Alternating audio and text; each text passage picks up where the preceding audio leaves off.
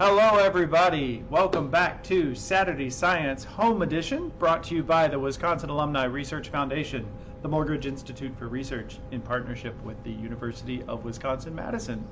We are back with our last segment of the day. We're going to do another Storytime science telling with my friend Sam Mulroney. Hi, Sam. How are you? Hi, Wes. Good. How are you? I'm very good. Are you excited to read another story to us? I am. Absolutely. Are you ready to hear another story? Totally ready. So, Sam, now tell us a little bit about the book you're going to be reading this time. Yeah, so this is called Science Closeup Minerals, and it's a non-fiction book based on facts. It takes about 10 minutes to read, but it's going to give us an in-depth look on minerals and kind of how they exist in our world. That's very cool. And since we're broadcasting this on Facebook Live, as people are listening to the story, are you okay with them putting questions in the comments or offering some thoughts that might come to mind while you're reading this? Yeah, absolutely. And you know what? I would also really love to see any pictures of rocks or minerals, gemstones, crystals, things like that they might have in their house. Very cool. Well, should we get started? Let's do it. All right, Sam, take it away. All right, here we go. Welcome, everybody, and welcome back to those of you who maybe joined us at the last session for the Magic Crystal. As a reminder, my name is Sam from the Discovery Outreach team at the Discovery Building, and I'm going to be your host for Storytime today. And as I mentioned, this book is called Science Closeup Minerals, and it's a non-fiction book, meaning it's based on facts. And again, post those pictures or let us know where you're watching from. We'd love to hear from you. All right. Science Closeup Minerals. Science Closeup Minerals is written by Robert A. Bell and illustrated by James Spence. Where are minerals? Minerals are all around you. The rocks, dirt, and sand under your feet contain minerals, and so does the sidewalk. Parts of your bicycle are made of minerals, and we build cars, airplanes, and bridges with minerals. You shake a mineral onto your food to make it taste better, and if you don't finish all of your meal, you wrap up what is left and still another mineral to store in your refrigerator. Believe it or not, you put yet another mineral in your water or juice when you want a cold drink on a hot day. What are all these minerals? What are minerals? Minerals occur naturally on Earth and usually in the form of crystals with a definite structure. They may be either single elements or compounds of several elements. Compounds are combinations of two or more atoms of different elements in an exact proportion. Elements are substances made up of the same kind of atoms, which are tiny particles too small for us to see. They cannot be changed into other kinds of atoms by ordinary means. All metals are or contain minerals. Gold, as found in nature, is a mineral. Many foods taste better when you add a dash of salt, which is a mineral. Leftovers are commonly wrapped in aluminum foil, and aluminum is man-made from minerals. The mineral that keeps your drink cold is ice. When water freezes, it changes from liquid to solid and becomes a crystalline mineral. Crystals. Like everything else, water is made up of atoms. Water is also a chemical compound. Its smallest unit is called a molecule, and it consists of two atoms of hydrogen bonded to one atom of oxygen. Its chemical formula is H2O. At above freezing temperatures, water is a liquid. When it freezes, the tiny molecules line up in neat rows. They become crystals, and water changes from a liquid to a solid. And if you'll notice the bowls of water up above, at 60 degrees Fahrenheit, water completely fills the container. The water molecules move around kind of randomly. At 39 degrees Fahrenheit, the water contracts and fills only part of the container, and molecules are moving closer together. At 32 degrees Fahrenheit, the water expands as it freezes into ice, and molecules have moved apart and formed a rigid pattern of crystals. Each mineral's crystals have a specific shape. Crystals of salt, a compound of sodium and chlorine, are perfect cubes. Quartz crystals also have 6 sides. Quartz is a compound of silicon and oxygen. After oxygen, silicon is the most common element in the Earth's crust. Diamonds, which are pure carbon, usually have 8 sides, like 2 pyramids with their bottoms pressed together. Diamond crystals worn as jewelry have been cut and shaped and no longer have 8 sides. How crystals grow. Minerals are not alive, yet they do grow. Their atoms and molecules attract each other like magnets. Quartz crystals often grow in hot springs where boiling waters flow out of the earth. The water is full of molecules that can make quartz. They join as the water cools and slowly a six-sided quartz crystal forms. Minerals also grow underground in melted rock or in lava flowing out of volcanoes. Most of the world's diamonds come from volcanoes that were active long ago. Most minerals are mixtures. Epidote is a mixture of calcium and aluminum with water. Rubies are first clear crystals of corundum until a little bit of chromium turns them red. Good luck and hard work. Luck plays a big part in finding valuable minerals. In Arkansas, a pitched horseshoe once accidentally hit a shiny rock. The rock was kept as a pocket piece, and not until 15 years later was it identified as a diamond. It was the biggest one ever found in the United States. In 1848, a man digging a ditch for John Sutter in California found pieces of a yellow metal. Sutter recognized them as gold. This started the gold rush that lured 50,000 people westward. Getting minerals out of the ground is not always easy. People sometimes let streams do the work.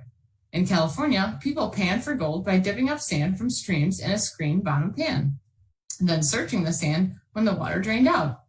To get minerals from deep in the earth, huge holes are dug with big machines. The work is hard, dirty, and dangerous, but some minerals are so valuable that the digging is continued as long as the minerals can be found. The most common mineral, salt.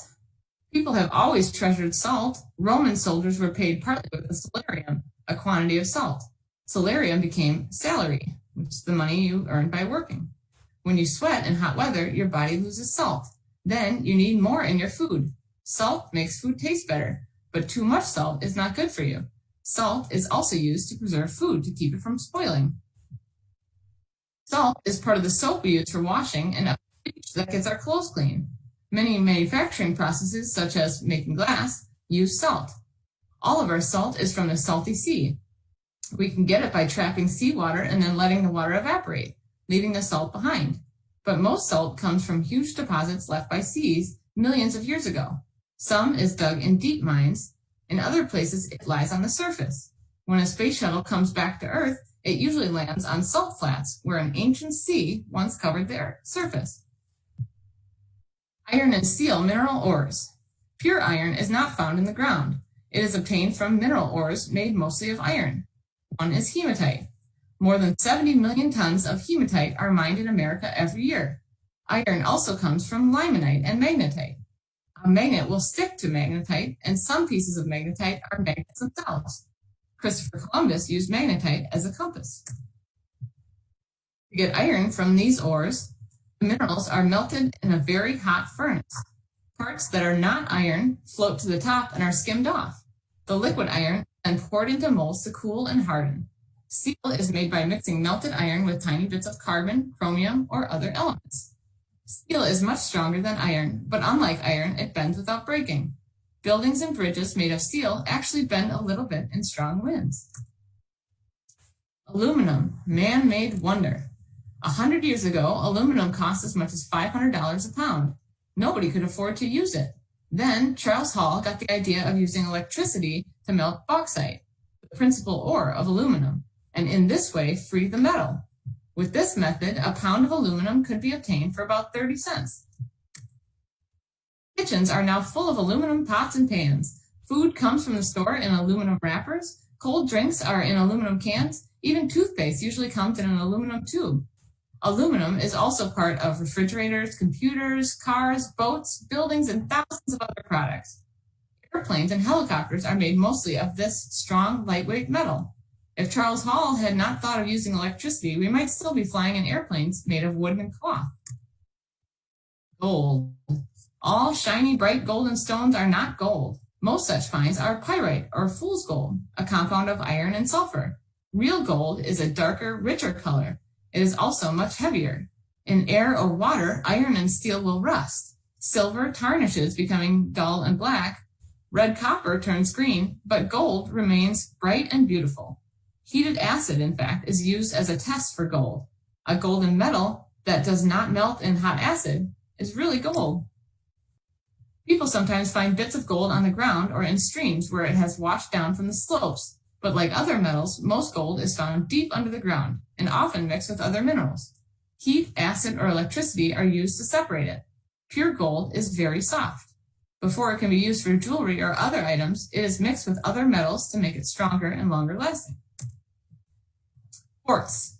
Quartz is one of the most common minerals on Earth. Sand is mostly quartz. Sand is used in making cement and glass.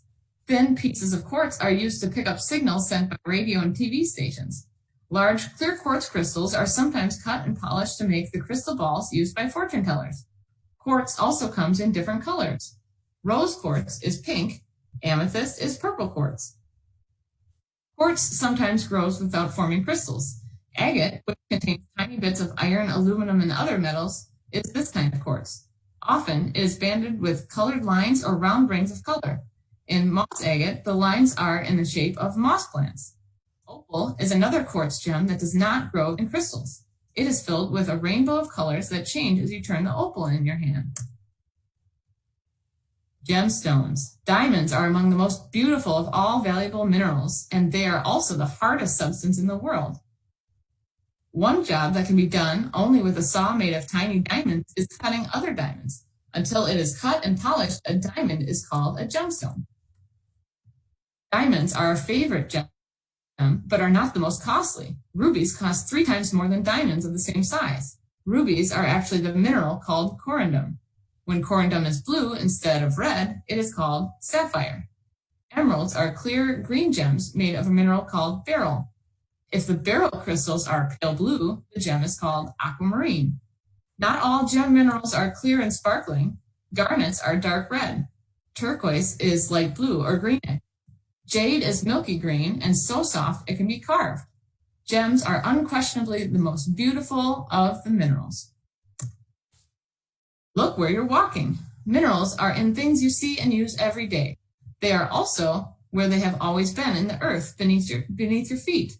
Pick up some rocks and examine them. Most rocks are made up of a group of minerals. Rocks come in all colors, from black, gray, and brown to green, yellow, red, and blue. If you pick up a milky white stone, for example, chances are you're holding quartz in your hand. The more you know about minerals, the more of their beauty you will see around you. The end.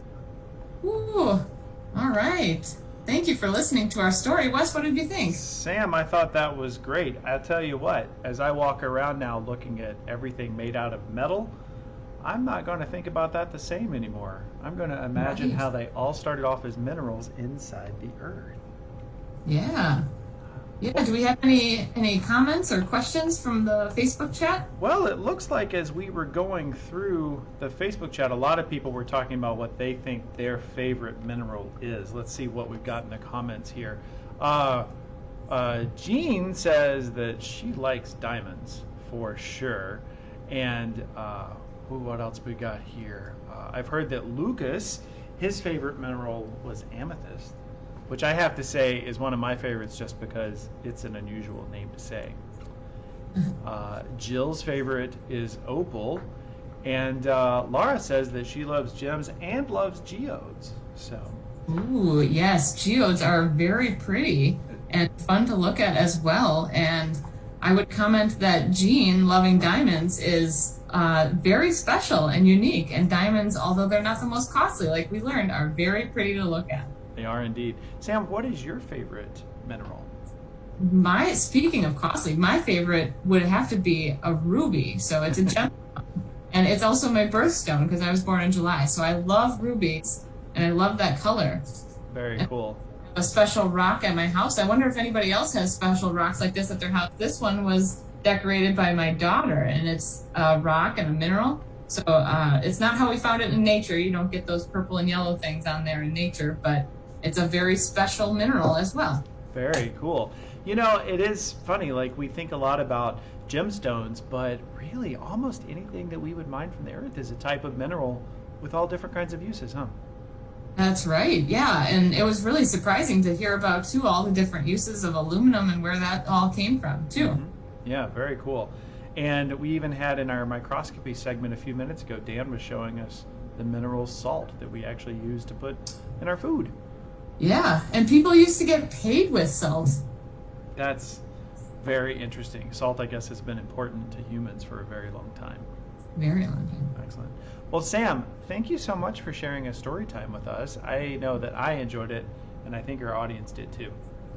Great. Well, thanks for having me, and enjoy the rest of Saturday Science at Home, everybody, in the next video. We're definitely going to do that. So for the people watching us on Facebook Live, there's a link up at the top of the post where you can find lots more activities that you can do online or offline. If you're joining us live, you can go check those out at any time. If you're finding this video later after the broadcast is finished, a lot of those activities will be there for you to try anytime you want to. In about 5 minutes or so, we're going to come back with our next Facebook Live segment of the day, where Dan Murphy is going to join us to do some more microscopy using his cell phone. So be sure to come back and check out the Facebook Live for that. If you want to find other Facebook Live events from the Discovery Building, make sure you sign up for live notifications, and then that way you won't miss a broadcast at any point. Thank you so much for joining us, and we hope to see you again in just a few minutes for Microscopy with Dan.